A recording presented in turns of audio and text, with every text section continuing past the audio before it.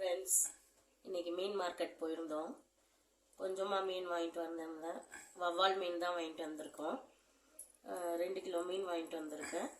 இது நம்ம எப்போவுமே யூஸ்வலாக மஞ்சத்தூள், மிளகாய்த்தூள், இஞ்சி பூண்டு பேஸ்ட்டு, மிளகுத்தூள், சால்ட்டு, லெமனு இதெல்லாம் போட்டு பசரி வச்சுருக்கேன். மீன் வந்து நல்லா ஃப்ரெஷ்ஷாக இருந்தது.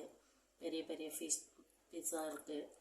இதை போட்டு கொஞ்சம் நேரம் ஊற வச்சுட்டு அடுத்து சிம்பிளாக சமைக்க போகிறேன்.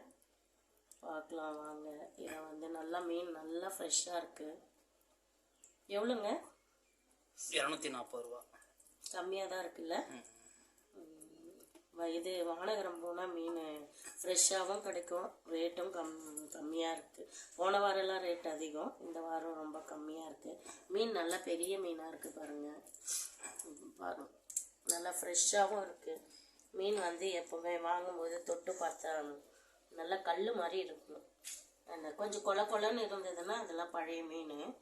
அந்த மாதிரி மீனை ஃப்ரீயாக கொடுத்தா கூட வேண்டாம்னு சொல்கிறாங்க. அது டேஸ்ட்டும் நல்லா இருக்காது. நம்ம குழம்புலாம் வச்சாலும் டேஸ்ட்டு கெட்டு போயிடும். இது நல்லா இருக்குது பாருங்கள். மீன் கல் மாதிரி நல்லா ஃப்ரெஷ்ஷாக இருக்குது. நல்லா பிங்க் கலரில் இருக்கணும் மீன் ஃப்ரெஷ்ஷாக இருக்கும்போது. இப்போ நான் இதை ஊற போட்டுட்டு நெக்ஸ்ட்டு சமையலை பார்க்க போகிறேன்.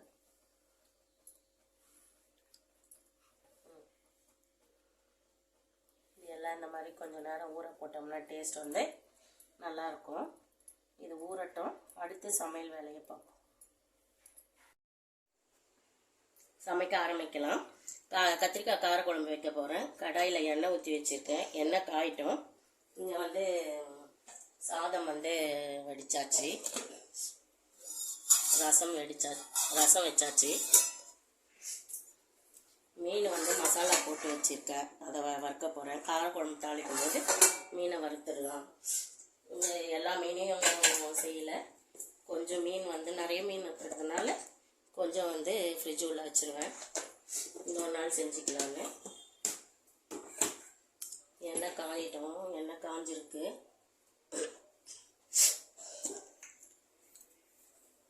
கொஞ்சம் கடுகு போட்டுக்கிறேன்.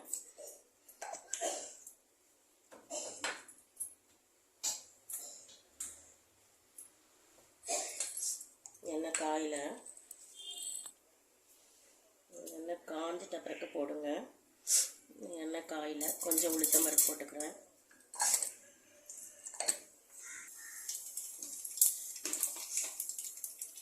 கடுகு உளுத்தம் பருப்பு பொரிஞ்ச உடனே காஞ்ச மிளகாய் போட்டுக்கலாம்.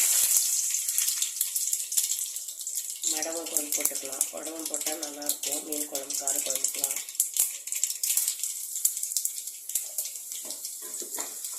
கொஞ்சம் பொரியட்டும். பூண்டு வந்து முழுசாக வச்சுருக்கேன், கட்டியும் வச்சுருக்கேன். போட்டு நல்லா மிக்ஸ் பண்ணிக்கலாம். பூண்டு நிறைய போட்டால் நல்லது. கொஞ்சம் தட்டி வச்ச பூண்டை போட்டுக்கலாம். நல்லா மீன் குழம்பு செய்வாங்க. நான் இன்றைக்கி மீன் குழம்பு செய்யலை, காரக்குழம்பு வச்சிடலாம் அப்படின்ட்டு. நான் அடுத்து வந்து அமாவாசைலாம் வருது, நம்ம வச்சு சாப்பிட முடியாது இல்லைங்களா. கொஞ்சம் ஃப்ரீயாக இருக்கும், அதனால் காரக்குழம்பே வச்சிடலாம் அப்படின்னு சொல்லிட்டு கருவேப்பிலை கொஞ்சம் மிக்ஸ் பண்ணிக்கிறேன்.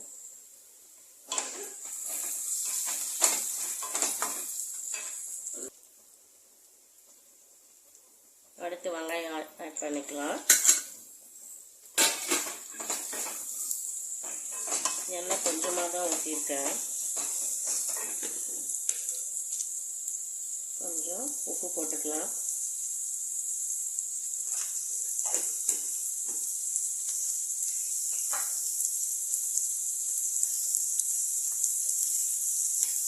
பெருங்காயம் போட்டுக்கலாம்.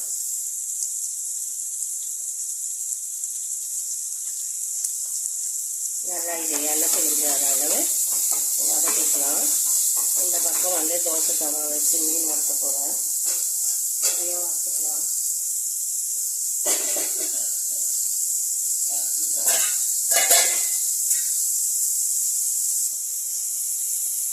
தவா நல்லா காயிட்டும்.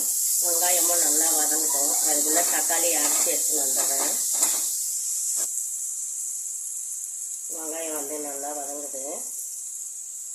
வதங்கினோடனே ஒரு 3 தக்காளி அரைச்சி ஊற்றிக்கிறேன். இந்த மாதிரி அரைச்சி ஊற்றும்போது குழம்பு வந்து திக்காக வரும்.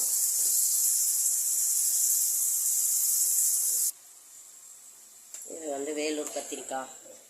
கத்திரிக்காய்னாலே வேலூர் கத்திரிக்காய் தான் டேஸ்ட்டாக இருக்கும். முள்ளு கத்திரிக்காய் இன்னும் டேஸ்ட்டாக இருக்கும். அதுக்காகவே நான் இன்றைக்கி வந்து மீன் குழம்பு வைக்கல, காரக்குழம்பு வச்சிடலாம் அப்படின்னு. கத்திரிக்காய் பிடிக்காதவங்க கூட வேலூர் கத்திரிக்காயில் செய்யும் போது அந்த குழம்புல போட்டோம்னா ஒரு டேஸ்ட் இருக்கும், நல்லாயிருக்கும். பொரியல் செஞ்சாலும் சரி, குழம்பு செஞ்சாலும் சரி. வேலூர் கத்திரிக்காய் யாரெல்லாம் சாப்பிட்ருக்கீங்க, யாருக்கெல்லாம் பிடிக்கும் கமெண்ட் பண்ணுங்கள். வதங்கட்டும் நல்லா. இந்த கத்திரிக்காயையும் இதிலே போட்டு வதக்கிடலாம்.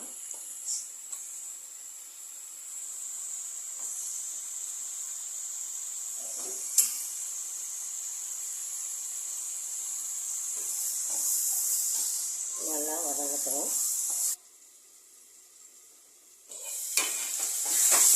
கத்திரிக்காவை நல்லா கொஞ்சம் தீ கம்மி பண்ணிக்கலாம். நல்லா மிக்ஸ் பண்ணி கத்திரிக்காவும் இதிலே வேகட்டும். பக்கம் தோசைக்கல் காஞ்சிச்சு, மீன் பொரிச்சிக்கலாம்.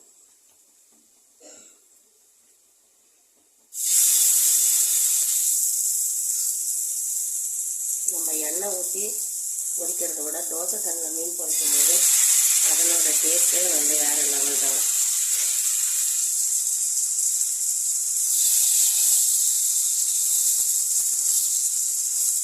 ஆகட்டும்.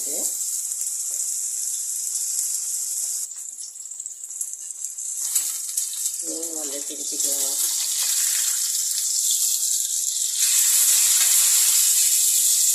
நல்லா பெரிய பெரிய பீஸாக இருக்குங்க, நல்லா ஃப்ரெஷ்ஷாகவும் மீன். இதே நம்ம உடம்பு நல்லா இருக்கும்போது இந்த மாதிரி சாப்பிடணும்னு ஆசைப்படுவோம், ஆனால் கிடைக்கவே கிடைக்காது. இப்போல்லாம் உடம்பு சரியில்லையோ அப்போல்லாம் இந்த மாதிரி நல்ல மீன் கிடைக்கும்.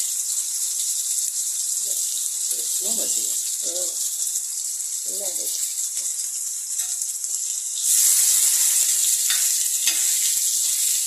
சமையல்லையே ரொம்ப ஈஸியாக ஆனால் எல்லாரும் ரசித்து டேஸ்ட்டாக சாப்பிடக்கூடிய சமையல்னு பார்த்தா முதல்ல சொல்கிறது பிரியாணி. ஈஸியாகவும் இருக்கும், ஒன்றும் வேலையே கிடையாது பிரியாணிக்கெலாம். வெங்காயம், தக்காளி, இஞ்சி பூண்டு பேஸ்ட்டு. அதே மாதிரி ரொம்ப குழம்புல ஈஸியான குழம்புன்னு பார்த்தா மீன் குழம்பு. ஆனால் வந்து எல்லோரும் ரசித்து ருசித்து சாப்பிடவும் செய்வாங்க. அதை நம்ம கடைக்கு போய் வாங்கிட்டு வந்து க்ளீன் பண்ணுறது தான் லேட் ஆகும். மற்றபடி செய்யறதுன்றது ரொம்ப சீக்கிரம் முடிஞ்சிடும் நம்மளுக்கு.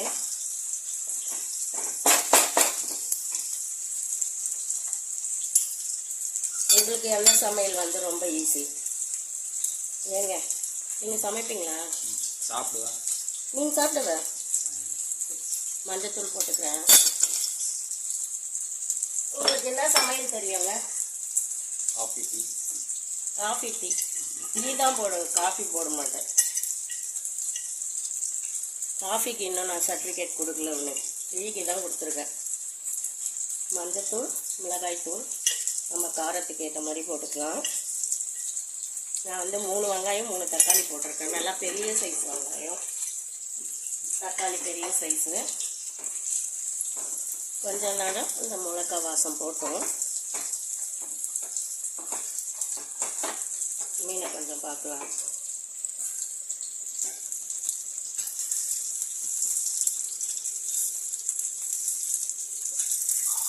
நல்லா பெருசாக இருக்கிறதுனால கொஞ்சம் திருப்பி திருப்பி போட வேண்டியதாக.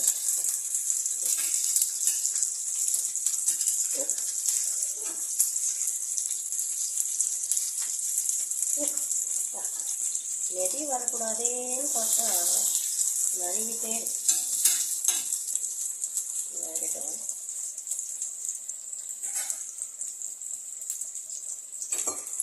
கொஞ்சம் மிக்ஸ் பண்ணிக்கலாம். கொஞ்ச நேரம் அந்த பச்சை ஸ்மெல் போட்டோம்.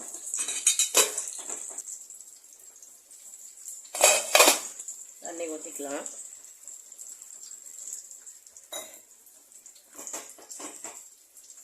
எண்ணெயிலேயே கத்திரிக்காய் வதங்கிச்சு.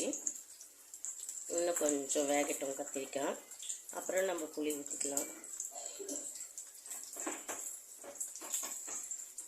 நல்லா கொதி வரட்டும்.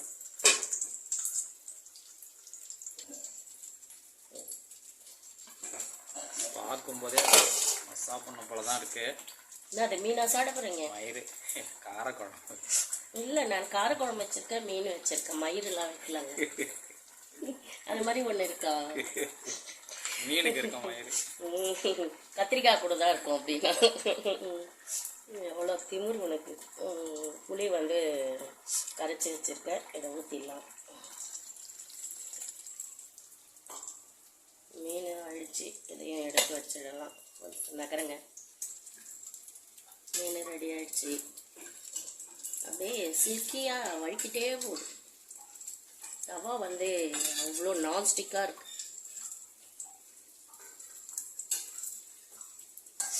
மீன் ரெடி ஆகிடுச்சு. இது இன்னும் கொஞ்சம் வேகும்.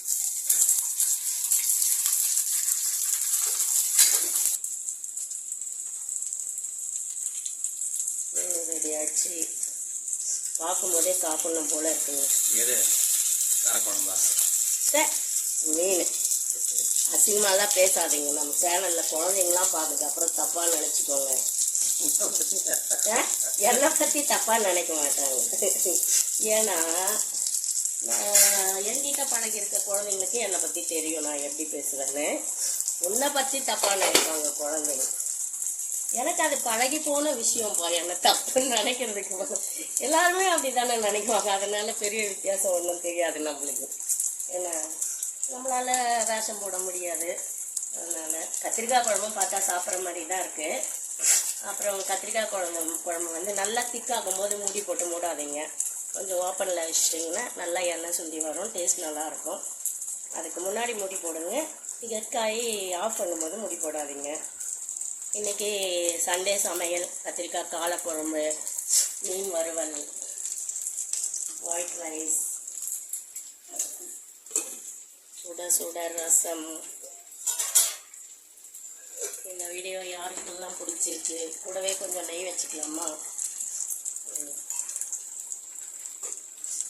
இந்த வீடியோ யாருக்கெல்லாம் பிடிச்சிருக்கு? பிடிச்சிருந்தா லைக் பண்ணி ஷேர் பண்ணி கமெண்ட் பண்ணுங்கள். ஓகே, பாய்.